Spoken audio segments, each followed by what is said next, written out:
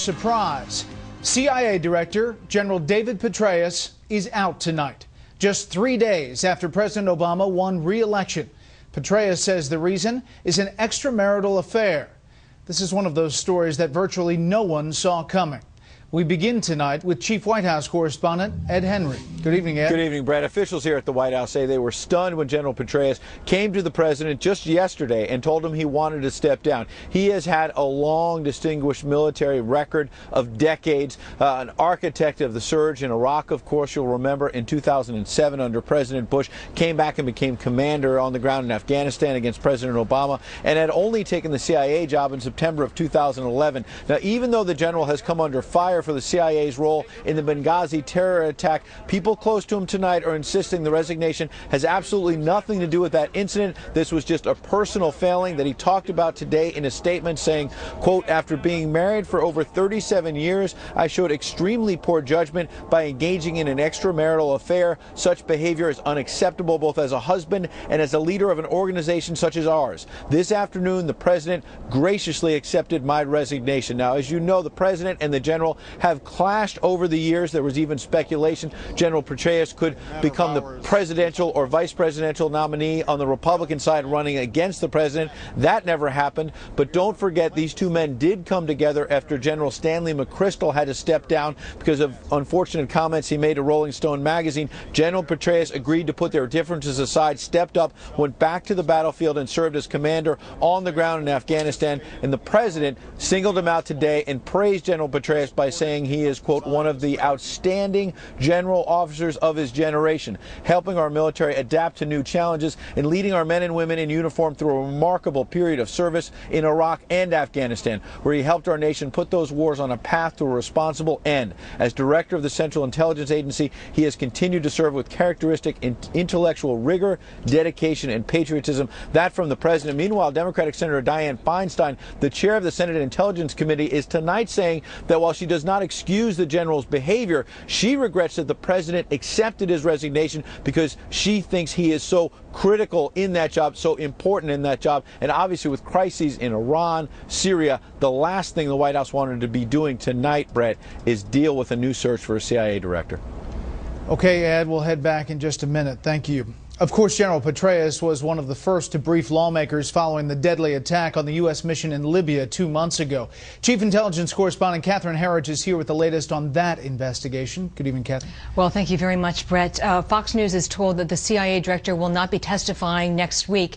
This is expected to be one of the most intense hearings on Capitol Hill on the Benghazi scandal. At the White House briefing, spokesman Jay Carney pushed back on allegations the administration was not forthcoming on the Benghazi attack, specifically what happened at 5 p.m. on September 11th at the White House, as the president met with the defense secretary and chairman of the Joint Chiefs. The president was made aware of developments throughout the evening and days ensuing. So I'm not sure what your question is specifically. While they are not independent investigations, Carney pointed to the State Department internal review, a public timeline from the Defense Department that lays out its military response, and a similar briefing last week by intelligence officials on the CIA's emergency response. Next week, a half-dozen hearings or briefings are scheduled, including State Department Under Secretary Patrick Kennedy, who is charged with overseeing staff, facilities, and operations, as well as Assistant Secretary Eric Boswell, who is charged with overseeing diplomatic security for Benghazi and other foreign missions. While the administration emphasizes the public's right to know what unfolded in Benghazi, all of next week's sessions except one will be closed. The State Department spokeswoman said that was Congress's call. Well, my understanding is that they wanted to have a conversation that incorporated classified information, including intelligence reporting. After sustained pressure from Congress, some classified documents were made available by the State Department at a classified meeting room on Capitol Hill. Senator Bob Corker said the documents were not remarkable, but he wants more clarity from the hearings next week. I think all of us want to understand what was happening then. Was there a failure at the intelligence area? I've had conversations with both Clapper and Petraeus, and you know, I think people are still probably fairly upset that, you know, the misleading comments that were made. Late today, sources told Fox News there was genuine shock among agency employees over the abrupt departure of Director Petraeus. On Capitol Hill, some lawmakers were, quote, flabbergasted at the resignation and questioned whether they may be able to still call or subpoena Petraeus to testify now that he is a private citizen, Brett.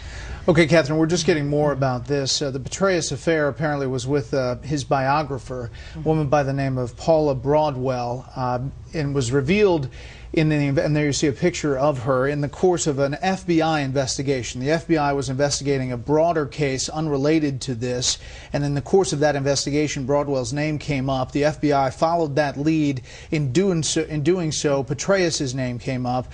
The FBI, for some reason, was concerned that perhaps Petraeus was some sort of victim in perhaps a blackmailing scheme, and then some security breach may have been involved, and that's what led to all of this. It seems like this is just starting to unravel, and the fact the FBI was involved is significant. Well, I think what we've seen today is the resignation of a very significant public figure who has intimate knowledge of what happened in Benghazi, and what we're seeing is that this is not putting a lid on the situation. In fact, I think that we're seeing it intensify and even step up to another level, because if he testifies on the Hill, we're looking at three options now. He could voluntarily go to the Hill, he could be subpoenaed, or if he goes under any circumstances, he may lawyer up, if you will, under these circumstances. Okay, we'll continue to follow every aspect of this.